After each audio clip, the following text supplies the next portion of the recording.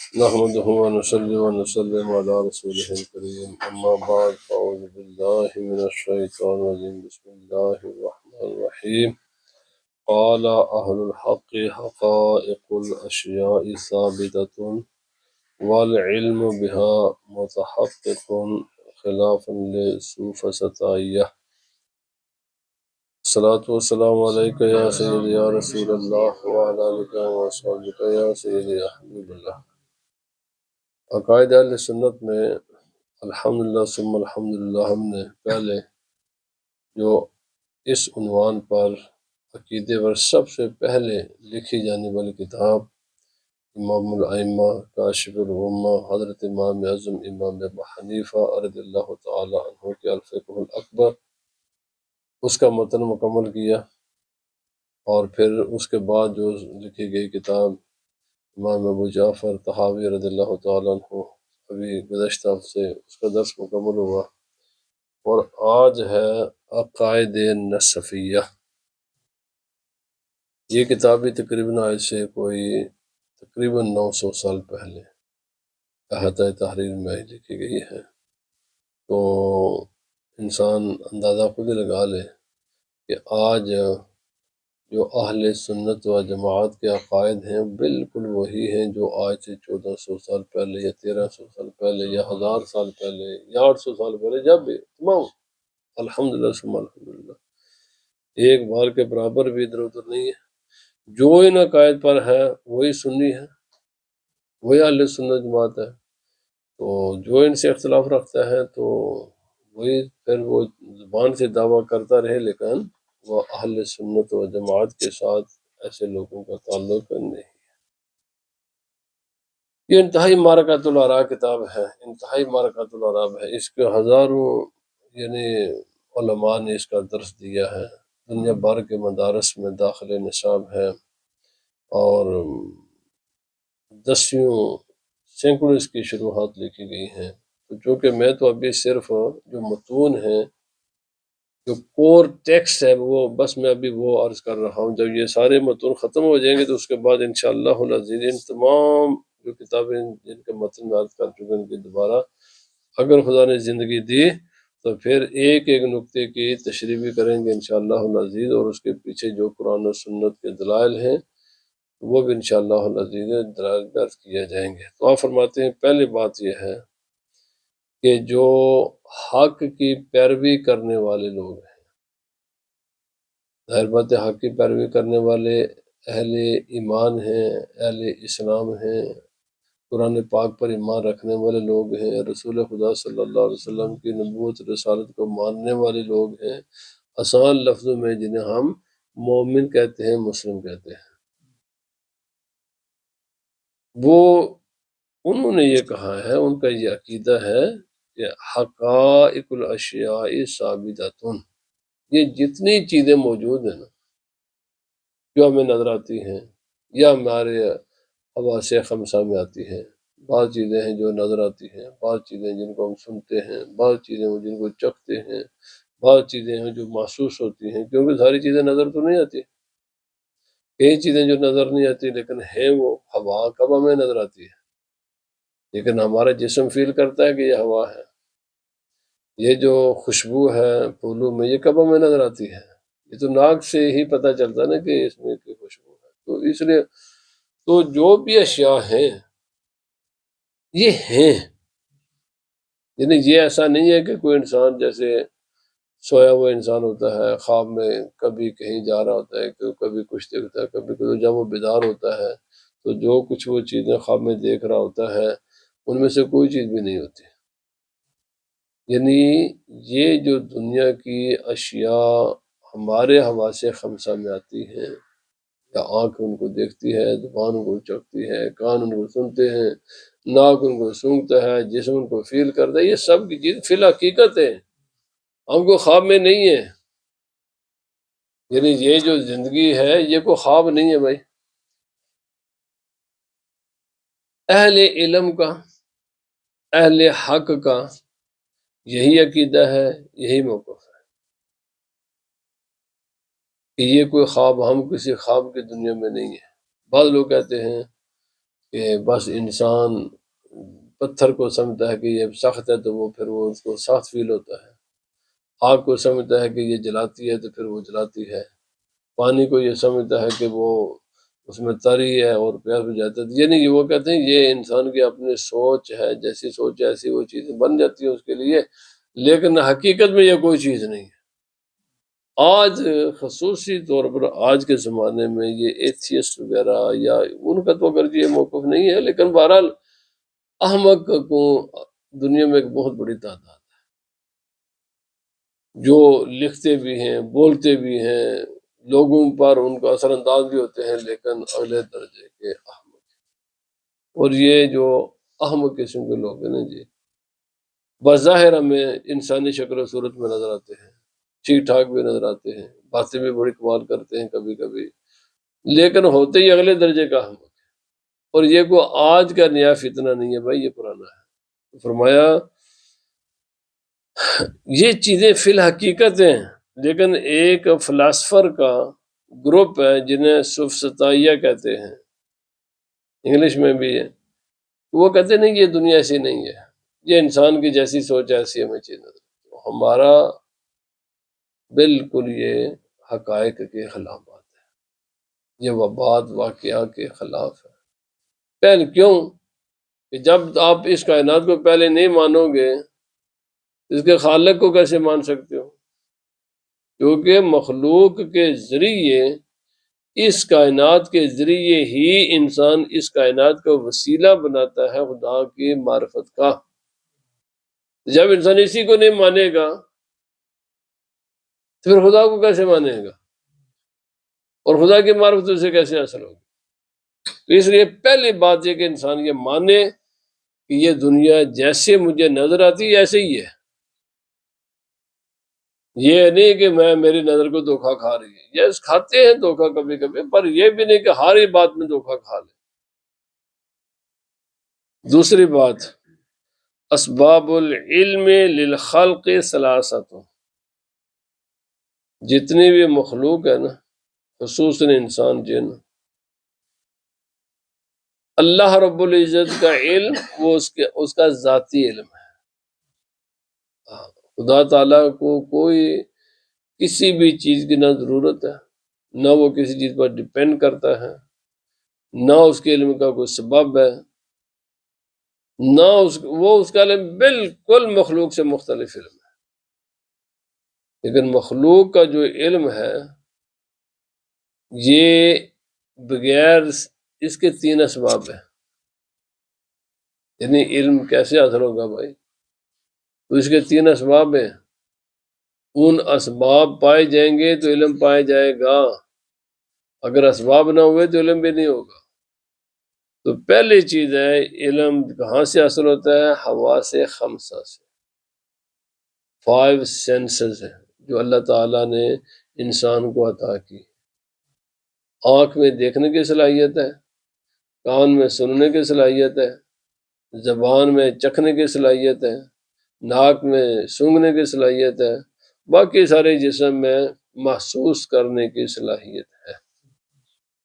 یہ 5 چیزیں، یہ 5 حواس ہیں، ان کے ذریعے جو علم حاصل ہوتا ہے نا، تو بعض ہمارے دماغ میں جو علم حاصل ہوتا ہے اس کا ذریعہ آنکھ ہوتی ہے، کبھی کبھی علم کا ذریعہ کان ہوتے ہیں، کبھی کبھی علم کا ذریعہ انسان کی زبان ہوتی ہے، کبھی کبھی علم کا ذریعہ انسان کا ناک ہوتا ہے، اور کبھی کبھی علم کا ذریعہ انسان کی باڈی ہوتی ہے۔ ہم کبھی کبھی ٹوٹی کے نیچے جب ہاتھ رکھتے ہیں تو فوراً پیچھے کر لیتے ہیں، اور کیوں؟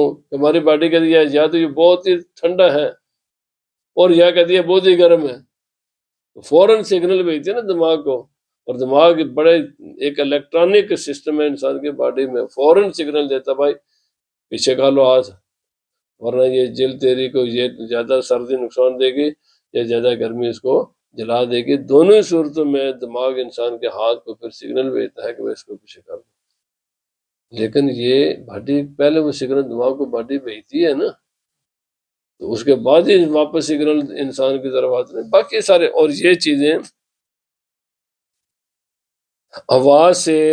حواس کے ذریعے صرف انسان نہیں، حواس کے ذریعے جانور بھی فیصلہ کرتے ہیں. دیکھیں نا، ایک جانور ہے، شیر کو دیکھتا ہے، بھاگ جاتا ہے. شیر والے ابھی کئی میٹر دور ہوتا ہے، تو وہ آنکھ کے ذریعے اس شیر کا سگنل اس کے دماغ تک جاتا ہے، اور اس کے دماغ یہ فیصلہ کر کے واپس کے پاؤں کو باقی اس کو کہتے بھائی یہاں سے بھاگو، نہیں بھاگے تو یہ تمہیں چیر پھاڑ کر رکھ دے گا. تو حواس کا تعلق صرف انسانوں کے ساتھ نہیں ہے، حواس جانوروں میں بھی ہے. وہ اگرچہ ان کے جو پاور ہے وہ انسان کی نسبت لیس ہے، لیکن ہے. اسی طرح آپ دیکھیں گے جانور جو ان کی طبیعت کے موافق خوراک نہیں آتے وہ سونگتے ہیں، چھوڑ دیتے ہیں، کبھی بھی کھاتے ہیں. وہ یہی ماں باپ کے معاملات کے ہیں. وہ تو علم کا ایک ذریعہ ہے حواس خمسہ. ٹھیک ہے، ہمیں جتنا روز ہمیں پتہ چلا، ابھی ہم کہتے ہیں جی یہ دن ہے، تو دن کا فیصلہ تو ہم دیکھ کر ہی کرتے ہیں.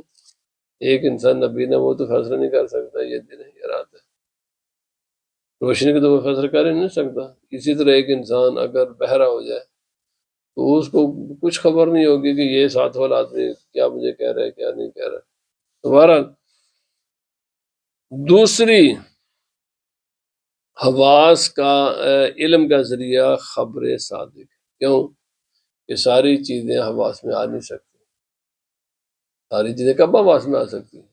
بھائی جو گزشتہ مہینے واقعات ہوئے، یا سال پہلے ہوئے، یا 100 سال پہلے ہوئے، یا 1000 سال پہلے ہوئے، یا 6 7 8 10 ہزار سال پہلے ہوئے، ان کو نہ ہم دیکھ سکتے ہیں، نہ یعنی ان کو فیل کر کچھ بھی نہیں کر سکتے، لیکن وہ چیزیں تو بالکل برحق ہیں. تو ان کے بارے میں جو ہمارا علم ہے کہ یہ چیزیں بالکل ایسے تھیں، تو وہ ہمیں خبر کے ذریعے پتہ چلا نا. لوگ پیچھے سے باتیں کرتے ہیں. آج ہمیں پتہ ہے کہ یزید نام کا ایک بادشاہ تھا جس نے حضرت امام حسین رضی اللہ تعالیٰ عنہ پر ظلم کیا ہے، اہل بیت اطہار پر. تو بھائی ہم جدید کو ہماری آنکھوں نے تو نہیں دیکھا ہوا، کچھ بھی نہیں ہے نا، لیکن خبر ہے ہمارے تک جو خبریں پہنچی ہیں بالکل یقینی خبریں پہنچی، بالکل یقینی خبریں. ان کے سچی ہونے میں ان خبروں میں کوئی شک و شبہ نہیں ہے، کوئی کلام نہیں ہے. تو علم کا ایک بہت بڑا ذریعہ خبر ہوتی ہے. یہ جتنی کتابیں ہوتی ہیں، کتابوں میں کیا باتیں ہیں، سب پچھلے امام بخاری علیہ الرحمہ نے بخاری شریف لکھی ہے. کسی کو کوئی شک ہے کہ بخاری شریف امام بخاری نے نہیں لکھی، اور بھائی وہ خبر ہے. ایک امام اعظم امام ابو حنیفہ بہت بڑے فقیہ تھے، بہت بڑے. بھائی ہمارے کسی وہ حواس میں نہیں آ سکتی بات، خبر ہے، اور یہ خبر یقینی ہوتی ہے. بالکل جیسے ہم اپنے آنکھوں کے سامنے دیکھتے ہیں نا، بعض خبریں ایسی ہوتی ہیں کہ جیسے ہم اپنے آنکھوں ہی سے دیکھ رہے ہیں، جیسے باہر سورج کے ہونے میں کوئی شک و شبہ نہیں ہے نا. بعض خبروں کے بعد مثلا میں بالکل ریسنٹ مثال دے دیتا ہوں، کوئی اس سورج کے ہونے میں ہمیں کوئی شک و شبہ ہے؟ کوئی شک و شبہ نہیں ہے. بس بالکل اسی طرح ہمیں پتہ ہے کہ پاکستان کا بانی قائد اعظم محمد علی جناح تھا، حالانکہ وہ ہماری پیدائش سے بھی پہلے ہی دنیا سے آیا بھی چلا بھی گیا. ٹھیک ہے، لیکن اس کے بانی پاسن ہونے میں کوئی، اس سورج کے ہونے میں اور اس کے ہونے میں ہمیں کوئی شک نہیں ہے. اس کو ہماری آنکھ دیکھ کر یقین کرتی ہے، اور اس کو اتنے لوگوں نے بتایا ہے، ہزاروں لاکھوں لوگوں نے اس کو دیکھا، جلسے کیے، گفتگو ہوئی، سب کچھ ہوتا رہا. تو ان لوگوں نے ہمیں آپ کر بتایا. ہم کہتے ہیں یار یہ اتنے بڑی تعداد میں 8 10 کروڑ لوگ یا اس سے بھی زیادہ بات کرتے ہیں. وہ ایک آدمی تھا، دبلا پتلا تھا، لیکن بڑا ہوشیار، بڑا دیانتدار آدمی تھا. اور یار یہ بات جھوٹی نہیں ہے، سچی ہے. وہ علم یقینی علم ہوتا ہے. علامہ اقبال ایک شخصیت تھی جس نے تصور دیا. وہ تو ہماری میرا خیال ہے کوئی بھی اس دنیا میں شاید کوئی اکا دکا انسان ہوں گے، وہ بھی اس وقت بالکل بچے ہی ہوگا جس وقت ان کے وفات ہوئی ہے. تو اس کے بعد لیکن ہمیں بالکل 100% یقین ہے کہ وہ ایک شخصیت ہے، بہت بڑی شخصیت تھی، بڑا زبردست قسم کا عاشق رسول انسان. تو بھائی اس کا علم کیسے ہوا ہمیں؟ خبر کے ذریعے. مغلیہ امپائر تھی جناب. میں نے چند مثالیں دے کر اب آگے بڑھتا ہوں. تو اتنا عرصہ جناب بڑے تمطرا کے ساتھ اس نے لاہور شیخ مسجد بنائی، یہ کیا وہ کیا. وہ یہ ساری خبریں ساری یقینی ہیں، کوئی ان کے ہونے میں، ان کے یقینی ہونے میں کوئی شک و شبہ نہیں ہے. کیوں؟ یہ خبریں. علم دوسرا حاصل ہوتا ہے خبر کے ساتھ. اور علم کا تیسرا ذریعہ ہے عقل. عقل کے ذریعے علم حاصل ہوتا ہے. ہم کسی پوچھنے 5 سیٹ بنائیں اور کسی پوچھے کہ ہر سیٹ میں آپ 5 چیزیں رکھیں، 5 چیزوں میں، تو پوچھیں یہ ٹوٹل کتنے ہیں، تو فوراً بتا دیں گے 25 ہوں گے. کیوں؟ 5 × 5 کہے گا نا تو 25 ہیں. یہ 5 × 5 25 کا جو فیصلہ فوراً ہوتا ہے نا، یہ انسان کی عقل کرتی ہے. یہ تو کسی آواز میں نہیں نا ہوتا. پہلے تو چلو آ جائے گا، بہت ساری چیزیں جو نہیں آتی. تو بھائی یہ جو عقل کا فیصلہ ہوتا ہے نا، مثلا ہماری آدمی میں نے ایک آدمی دیکھا ہے، نہ وہ مردہ تھا نہ زندہ تھا. آپ مانیں گے؟ وہ زندہ بھی نہیں تھا، مردہ بھی نہیں تھا. آپ کی عقل کہ بھائی یہ ہو ہی نہیں سکتا. تیسری کوئی درمیان میں حالت ہی نہیں ہے، انسان یا زندہ ہوتا ہے یا مرا ہوتا ہے. یہ نہیں ممکن کہ وہ زندہ بھی نہ ہو مرا بھی نہ ہو. آپ یہ کہ جناب میں نے ایک آدمی کو سمندر میں تیرتے ہوئے دیکھا، لیکن اس کے جسم پر پانی نہیں تھا، وہ گیلا نہیں تھا. ہم کہتے یار یہ نہیں ہو سکتا، کیونکہ ہماری عقل کا فوراً فیصلہ ہے جب انسان پانی میں جائے گا تو وہ اس کا جسم گیلا ضرور ہوگا، ضرور ہوگا. ممکن ہی نہیں ہے. ہم یہ کہتے ہیں ہم نے ایک آدمی دیکھا، وہ نہ بیٹھا ہوا تھا نہ کھڑا تھا. اور بھائی یہ ہو ہی نہیں سکتا. آدمی کی پوزیشن ہی دو ہے، یا کھڑا ہوتا ہے یا بیٹھا ہوتا ہے، درمیان میں تو ہوتا ہی نہیں ہے انسان. تو بھائی اس لیے عقل کے ساتھ بہت سے علوم حاصل ہوتے ہیں، اور وہ علوم بالکل یقینی ہوتے ہیں، بالکل یقین ہوتے ہیں. اس وقت ہمیں بالکل یقین ہے کہ انڈیا میں سورج غروب ہو چکا ہے، بالکل یقین ہے. انڈیا پاکستان وغیرہ میں اس وقت رات پڑی ہوئی، بالکل کوئی ذرہ برابر ہمیں شک ہے اس کے رات میں. کیوں؟ کہ وہ کسی آواز میں نہیں آتا ہے، لیکن ہمیں پتہ ہے کہ یہ اتنا دور ہے کہ وہاں سے سورج یہاں آنے تک وہاں وہ ختم ہو جاتا ہے. تو اس قسم کے بہت سی چیزیں ہیں دنیا میں. یہ جتنی دوائیاں ہوتی ہیں نا، پھر آگے ان کا ہر ایک کی بڑی ڈیٹیل ہے. یہ جتنی میڈیسنز ہوتی ہیں نا، یہ زیادہ تر اس کا تعلق تجربات. پھر آگے میں نے عرض کیا اس کے کچھ عقلی ہے، کچھ یقینی علم ہوتا ہے، کچھ یقینی نہیں ہوتا. میڈیسن تو کوئی بھی یقینی نہیں ہوتی، کوئی بھی میڈیسن یقینی نہیں ہوتی، سب کے سب نہیں ہوتی. بہرحال ہر ایک کے آگے تفصیل ہے. تو بہرحال علم 3 طریقوں سے حاصل ہو سکتا ہے: یا حواس سے، یا خبر سے، یا عقل سے. اور حواس ہیں 5: کان، آنکھ، ناک، زبان اور لمس، چھونا. اور ہر ایک کا اپنی اس کی جاب ہے، وہ دوسرے کی جاب میں مداخلت کر ہی نہیں سکتے. مثلا آنکھ کے میں سننے کی کوشش کروں تو آنکھ نہیں سن سکتی. ساری کائنات کی آوازیں یہاں شروع ہو جائے نا، آنکھ کو آواز نہیں آئے گی. آواز جب بھی آئے گی کان کو آئے گی. اور کان کے میں دیکھنا شروع کر دوں، کان دیکھ نہیں سکتے. کان میں دیکھنے کی خدا نے صلاحیت رکھی ہی نہیں ہے. بھائی ہر ایک کا اپنا ایک جاب ہے، اپنا ایک دائرہ ہے، اپنا ایک اس کا جورسڈکشن ہے. وہ اس کے اپنا ایک، وہ وہاں تک ہی رہتا ہے. ہاتھ چھو تو سکتے ہیں یہ، لیکن ہاتھ میں آپ دنیا بھر کی دا بیسٹ عطر لا دینا، ہاتھ کو نہیں پتا چلے گا یہ خوشبو ہے یہ بدبو ہے. خوشبو بدبو کے لیے اس ہاتھ کو ہمیں اپنے ناک کے قریب کرنا پڑے گا. پھر یہ ہماری ناک ہے کہ بھئی اچھی ہے، کیونکہ ہاتھ زبان میں خوشبو کی کوئی صلاحیت نہیں ہے، کیونکہ اللہ تعالیٰ نے خوشبو اور بدبو کا فیصلہ کرنے کے لیے ناک بنائی ہے، ناک ہے۔ تو بھائی اب آگے جو خبریں ہیں نا، خبر ہیں دو قسم کی، جو یقینی خبر ہوتی ہے، ایک خبر ہوتی ہے خبر متواتر۔ خبر متواتر ہوتی ہے کہ اتنے لوگ بیان کرتے ہیں، اتنے لوگ بیان کرتے ہیں کہ ہمارے عقل فیصلہ کرتی ہے کہ یہ اتنے لوگ جھوٹ نہیں بولتے، ٹھیک ہے۔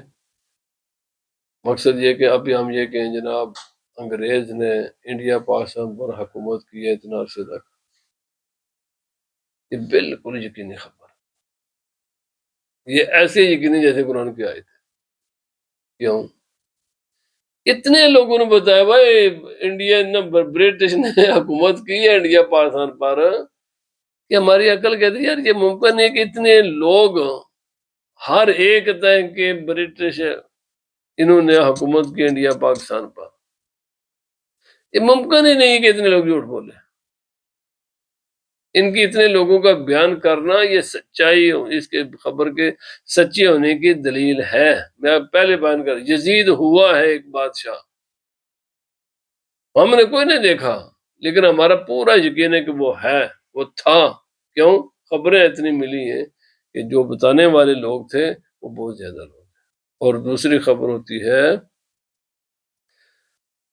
وہ یہ کس کی ہے؟ اتنے لوگ اس کو بیان کریں کہ انسان کی عقل نہ فیصلہ کر سکے، یہ سب لوگ جھوٹ نہیں بولتے۔ جھوٹ 2 4 10 لوگ بول، 100 لوگ بیٹھ کر بول لیں گے، اتنی بڑی تعداد جھوٹ کیسے بولتی ہے؟ اور یہ یقینی سے حاصل ہوتا ہے۔ جیسے مثلا دلی ایک شہر ہے، واشنگٹن ایک سٹی ہے، بے شمار کی کہ ہم نے پر وہاں سے ہم دنیا میں ہزاروں شہر ہیں جہاں کو ہم نہیں گئے، لیکن ہمارا پورا یقین ہے کہ وہ شہر ہے۔ کیوں؟ وہاں سے جا کر ان کو دیکھ کر واپس آنے والے لوگ اتنے زیادہ ہیں، اتنے زیادہ، جو بھی جاتا کہتا یار دہلی ہے، جو بھی جاتا کہتا واشنگٹن ہے، کوئی بھی آ کر انکار نہیں کرتا۔ تو بھائی یہ اتنے لوگوں کا آ کر کہنا یہ اس بات کی دلیل ہے کہ یہ چیزیں موجود ہیں۔ یہ کوئی 1 2 آدمی نے تو ہمیں بتایا نہیں ہے، یہ بتانے والے تو لاکھوں کروڑوں کی تعداد میں ہیں۔ اور دوسری خبر ہوتی ہے اللہ کے نبی کی خبر۔ اللہ کے نبی کی خبر یقینی ہوتی ہے، یہ ایسی ہی ہوتی ہے کہ جیسے مجھے سورج کے ہونے کے اس وقت یقین ہے کہ ابھی سورج غروب نہیں ہوا، بس اللہ کے نبی کے منہ سے نکلی ہوئی خبر وہ ایسے یقینی ہوتی ہے جیسے آنکھ سے دیکھی ہوئی چیز یقینی ہوتی ہے یا کان سے سنی ہوئی چیز یقینی ہوتی ہے، بلکہ اس سے بھی زیادہ ہوتی ہے۔ کیوں؟ آنکھ غلطی کر سکتی ہے، کان غلطی کر سکتا ہے، آگے انشاءاللہ جب میں ڈیٹیل کروں گا تو بتاؤں گا، حواس غلطی کر سکتے ہیں لیکن اللہ کے نبی غلطی نہیں کر سکتے۔ ان کی خبریں جو بھی وہ بتاتے ہیں وہ بالکل یقینی خبریں ہوتی ہیں، بس ان کو یقینی ماننا ہی ایمان ہوتا ہے، اور اس میں شک کرنا ہی یہی کفر ہوتا ہے۔ تو اس لیے علم کے ذریعے 3 ہیں جو آج ہم نے پڑھے ہیں۔ پہلا حواس 5، دوسرا ہے خبریں 2 قسم کی ہیں، اور تیسرا ہے جناب ایمان عقل۔ تو عقل پر ابھی ہم پہنچے نہیں ہیں، تو میں نے پہلے عرض کیا یہ تو ہر ایک کی لمبی لمبی تشریحات ہیں، تو وہ جب جائیں گے اللہ نے زندگی دی ان پر جب بات کریں گے تو پھر انشاءاللہ وہاں پر۔ تو ابھی بس اتنا سمجھے کہ یہ جو بھی ہم کہتے ہیں یہ حکم ایسے ہے جی، یہ ایسے ہے جی، جتنا بھی دین بیان کرتے ہیں نا، یہ تینوں میں سے کوئی ایک ہوتا ہے۔ اللہ پاک ہمیں عمل کی توفیق عطا فرمائے، اور ہمارے